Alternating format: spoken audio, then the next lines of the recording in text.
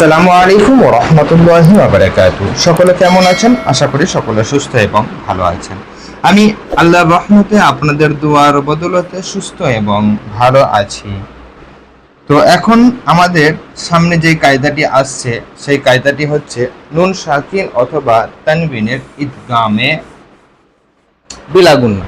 আমরা আগেই জেনে গেছি যে ঈদগামে বিলাগুন্না কখন হবে। নুন সাকিন অথবা তানবিনের পর যদি লাম অথবা র এর মধ্যে হতে যদি কোনো একটি অক্ষর আসে, তাহলে নুন সাকিন অথবা তানবিনকে গুন্না ছাড়া মিলিয়ে পড়তে হবে। নুন সাকিনের পর লাম এসে গেছে, কি এসছে? লাম এসছে, এই যে নুন সাকিন। ওই জন্য এই নুন সাকিনকে বিনা গুন্নাই, মানে গুন্না ছাড়া বা বিনা গুন্নায় স্পষ্ট করে মিলিয়ে পড়তে হবে। আচ্ছা, আপনাদের সামনে যে অক্ষরগুলো লিখেছি সেটা বলে দিই। মিম, নুন, লাম, দাল, নুন, হা। মিমে জের, নুনে সাকিন, লামে জাবার, দালে পেশ, নুন সাকিন, হায়ে পেশ। এখন আমরা এটি রিডিং করে নেব, বানান করে রিডিং করব, তারপরে ইজারার দিকে যাব ইনশাআল্লাহ।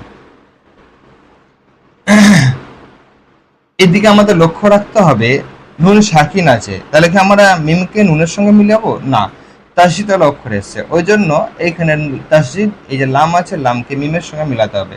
মিম লাম জের মিল, লাম জেবার লা, মিল লা, দাল নুন পেশ দুন, মিল লাদুন, হা পেশ হু, মিল লাদুন হু, মিল লাদুন হু, মিল লাদুন হু। এখন আমরা ইজারার দিকে যাব। মিমে জেড আছে, ওই জন্য মিম মুতাহারিক হবে। মুতাহারিক অক্ষরকে তাড়াতাড়ি পড়ে, মোটেও না টানা, মারুফ করা মজুল আওয়াজ থেকে বাঁচা। নুন সাকিন এসছে, নুন সাকিনের পর লাম এসছে, ওই জন্য আমার এখানে ইদগামে বিলাগুন্না হবে। নুন সাকিন অথবা তানবিনের ইদগামে বিলাগুন্নার অক্ষর হচ্ছে লাম অথবা র এর মধ্যে হতে যদি কোনো একটি অক্ষর আসে, তাহলে নুন সাকিন অথবা তানবিনকে গুন্না ছাড়া মিলিয়ে স্পষ্ট করে পড়তে হবে। একেই ইদগামে বিলাগুন্না বলে।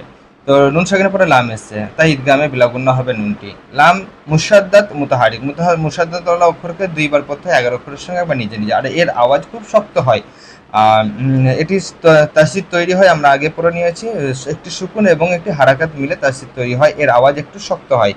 দাল মুতাহারিক হবে, দাল মুতাহারিক, মুতাহারিক ওয়ালা অক্ষরকে তাড়াতাড়ি পড়া, মোটেও না টানা, মারুফ করা মজুল আওয়াজ থেকে বাঁচা। নুন সাকিন, নুন সাকিনের পরে হাই এসছে, এখানে কিন্তু নুন সাকিনের ইজহার হবে, কেননা আমরা পড়ে নিয়েছি নুন সাকিনের পর যদি হরফের হালকি 6টি অক্ষর হামজা, হা, আইন, হা, গইন, খ এর মধ্যে হতে যদি কোনো একটি অক্ষর আসে, তাহলে নুন সাকিন অথবা তানবিনের ইজহার হবে। এখানে নুন সাকিনের ইজহার হচ্ছে হা আসার কারণে, এই জন্য নুন সাকিনকে বিনা গুন্নায় স্পষ্ট করে পড়তে হবে।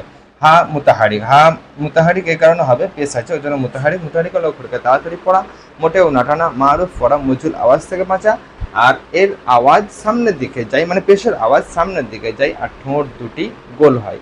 তো আজকে এই পর্যন্তই। আগামীতে ইনশাল্লাহ আরো নতুন কিছু নিয়ে আপনাদের সামনে হাজির হব। ততক্ষণ সকলে সুস্থ থাকবেন, ভালো থাকবেন, দোয়া করবেন।